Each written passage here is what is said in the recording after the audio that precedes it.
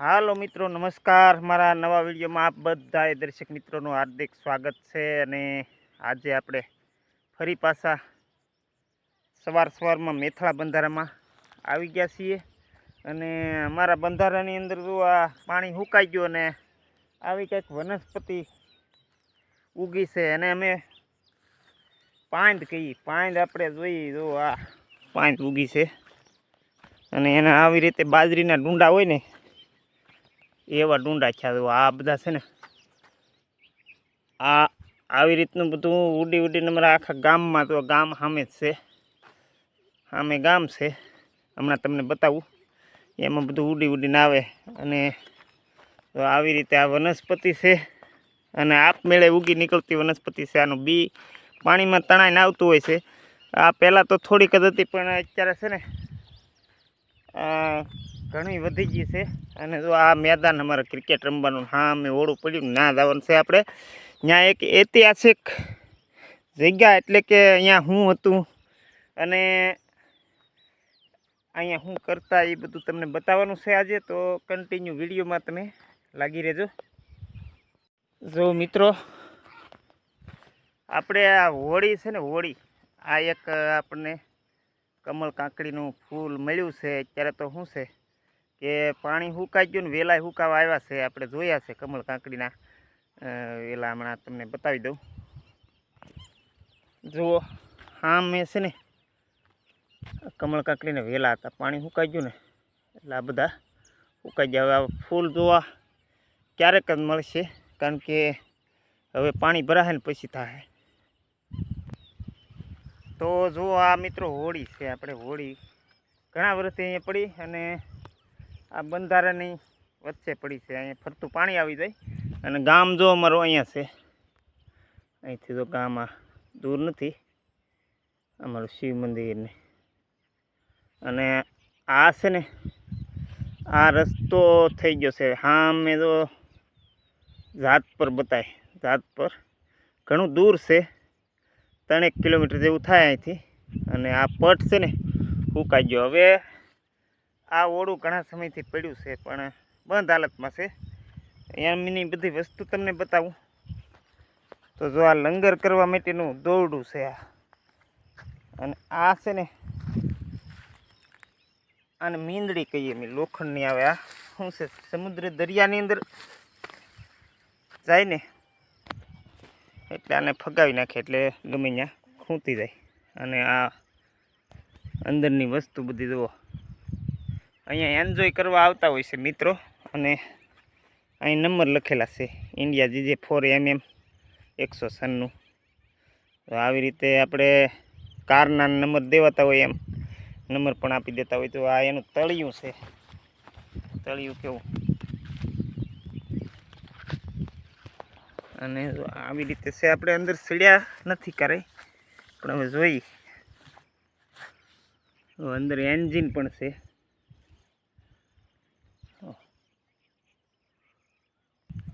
આ પંખો છે મિત્રો હોળીનો, આ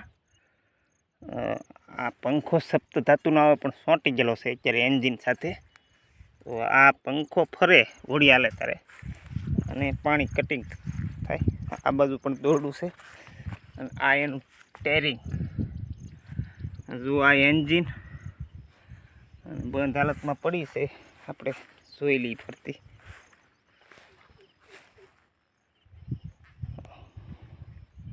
આ રીતે કંઈક છે અંદર બધું સામાન, અને અહીંયા મિત્રો ઘણી વાર આવે છે એન્જોય કરવા। એન્જિન બંધ હાલતમાં છે, તો જો આવી કંઈક આ રીતે પડી છે અહીંયા। આનીથી મચ્છી મારવા માટે આનો ઉપયોગ કરવામાં આવતો, અને અત્યારે બંધ હાલતમાં ગામની સામે બંધારામાં પડી છે।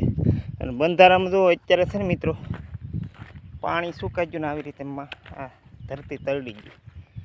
હા મેં તલી ગામ છે, પછી આપણે હા મેં જવું છે, જે ખૂંટા ઊભા છે ને ત્યાં શું હતું, એ ત્યાં ખૂંટા ઊભા ત્યાં શું હતું એ તમને બતાવવાનું છે, કે અહીંયા શું થતું, શું બનતું એ આપણે જણાવીશું.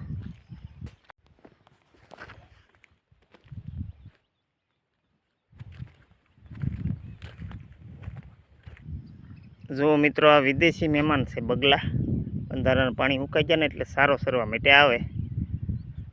આપણે નજીક જઈને તો ઉડી જાય, એટલે ઝૂમ કરીને તમને દેખાડું. અને હવે આપણે આવી ગયા છીએ જે સ્થળે આવવાનું હતું ને એ સ્થળ છે. તો પથ્થર પડ્યા, અહીંયા એક ખૂંટો ખૂતાડેલો છે અને આવી રીતે પટ છે ને સામે જુઓ 3 ખૂંટા દેખાય, બરાબર.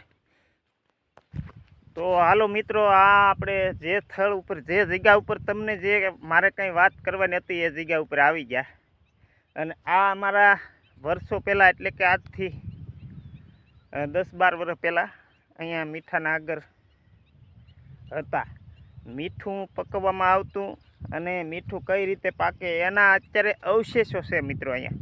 કારણ કે ક્યારા હોય નાના નાના, એ ક્યારા અત્યારે રેળાઈ ગયા. આમાં તો બધે કેડ હું પાણી ભરેલું હોય ચોમાસામાં. આ બંધારો બની ગયો ને એટલે આમાં બધે પાણી ભરાય. પરંતુ જો આ ખૂંટો એટલે અહીંયા એક કૂવો હતો જે બુરાઈ ગયો. હવે આપણે છે ને આગળ જઈશું. ક્યારા બનાવે અને ક્યારાની અંદર પછી પાણી ભરતા. કૂવામાંથી પાણી ડોલ વડે કાઢવામાં આવતું. આ ખૂંટા શેના છે એ પણ હું તમને જણાવી દઉં હમણાં. જો આ ખૂંટો છે ને, આની બાજુમાં એક ખાડા જેવું બતાય છે. આપણે દૂરથી હાવ નજીક આવી ગયા. આ જે ખાડો છે કે નહીં, એ કૂવો હતો. અને એ કૂવો આપણે નજીક જઈને જોઈએ. જો કૂવો બાંધેલો પણ છે. જો હજી હાલમાં મોજૂદ બતાય છે. અંદર માટી જતી રહી છે, પછી લાકડાનો ખૂંટો પણ અંદર. અને આ ખૂંટો હું કહેવાતો એ વાત કરું હું તમને. જુઓ, અહીંયા છે ને ઉપર એક વોલ હોય છે. ત્યાં એક આડું લાકડું કરતા. આડું લાકડું પછી એને એક છેડે ડોલનું દોરડા સાથે ડોલ બાંધતા. ડોલ બાંધી અને બીજે છેડે વજન બાંધેલો હોય. પછી ડોલને આમ કરીને કૂવામાં જવા દે, ડોલ ભરાઈ જાય. પછી આમ કરે એટલે પાછળ વજન હોય, એ વજનથી ડોલ ઉંચકાઈ જાય અને થાળું બનાવેલું હોય કૂવે. એ થાળામાં પાણી ઠાલવી દે. અને પછી આમાં બધે નાના નાના ક્યારા હતા. આ જગ્યા ઉપર અહીંયા મીઠું પકવવામાં આવતું. અને આ છે એ એનો કૂવો છે. કૂવાની અંદર ખારું પાણી હોય. અને આ છે ને એક પાણી કાઢવાની યોજના તેથી હાદી બનાવેલી હતી. ત્યારે મશીન નહોતા, મોટરું નહોતી. ત્યારે આ ઢીકવાના ખૂંટા ઊભા છે. જુઓ, આ ઢીકવાના ખૂંટા છે. ઢીકવો કહેવાતો. પછી આવ્યા બળદથી કોસ હાંકતા. પછી આવ્યા મશીન. અને હવે છે મિત્રો ઇલેક્ટ્રિક મોટરું. અને હવે આગળનો એમ કહેવાય કે મીઠું પકવવા માટેનો ઉપયોગ મોટરનો થતો હોય છે. ને સોલરને જુઓ આ રીતે. હવે આપણે સામે જઈ કે આ મીઠું પકવવામાં આવતું. અહીંયા મીઠાના 3 થી 4 આગળ હતા.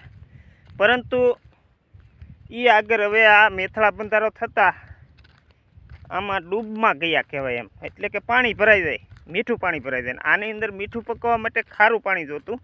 એ ખારા પાણીના ક્યારા ઢીકવાથી ભરી અને પછી એને અમુક સમય સુધી રહેવા દેવાના. પાણીનું બાષ્પીભવન થઈ જાય અને ક્ષાર એમાં ક્યારામાં જમા થતો જાય. એ ધોળું ફૂલ જેવું સફેદ મીઠું પાકી જતું. અને પછી એ મીઠાને કાઢીને એના ઢગલા કરવામાં આવતા. કારણ કે એની એવી રીતે ખપાળી લાકડાની આવતી. તો અહીંયા પણ એક કૂવાના અવશેષો છે. અને આ ઢીકવાનો ખૂંટો પણ છે. પછી સામે છે. તો સામે હવે આપણે જઈશું નહીં, કારણ કે અહીંથી બતાય છે ત્યાં પણ કૂવાનો અવશેષ છે. આ પણ કૂવો ખપડી ગયો એટલે કે બુરાઈ ગયો. અને સામે આપણે જોયો તે. અને ગામ જો અહીંયા નજીક જ છે. આ ગામ છે મેથળા. અને સામે જાતપર ને સામે ઊંચા કોટડાના ખારનો પટ બધો ખુલ્લો. સામે તલીવાલર ગામ છે, સામે વેજોદરી ગામ છે. આવા ફરતા ગામડા છે. અને પરતાપરા તે અમારે પાછળના ગામડામાં આવ્યું છે. તો મિત્રો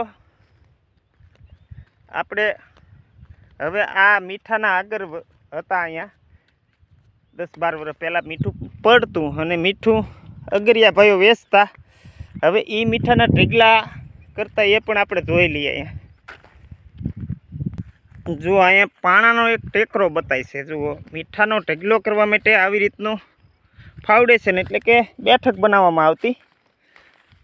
જો આ બેઠકની માથે ઢગલો કરી દે અને પછી ચોમાસામાં પણ એ પલ્લે તોય મીઠું ઓગળે નહીં એવી રીતનું થતું. અને જો સામે આગળ રહી ગયા છે. તો ચાલો મિત્રો, તમને મીઠા વિશેની માહિતી અમારા મેથળા ગામની આપી છે. તો આ વિડીયો તમને કેવો લાગ્યો એ કોમેન્ટમાં જણાવજો. અને આવા નવા વિડીયા જોવા માટે તમે જે કોઈ નવા મિત્રો હોય મારી ચેનલને સબસ્ક્રાઈબ કરજો અને વિડીયાને લાઈક કરજો, ગમે તો શેર કરજો. અને તમારા સપોર્ટની મારે ખાસ જરૂર છે. તો મિત્રો, અહીંયા હવે વિડીયો પૂર્ણ કરીશું. આવજો. રામ રામ, સીતારામ.